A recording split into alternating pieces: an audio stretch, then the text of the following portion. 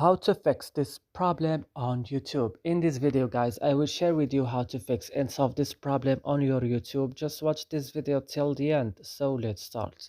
So first, you have to go and open the settings of your phone. After this, go and open apps or applications.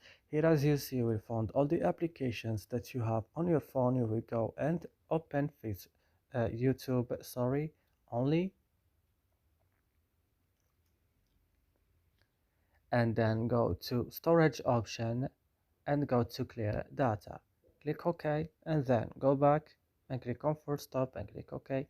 And now what's next is going to Play Store and updating your YouTube, and also don't forget to restart your phone. So that's it. I hope, guys, this video is helpful for you. Don't forget to like, subscribe in our channel, and see you in another video.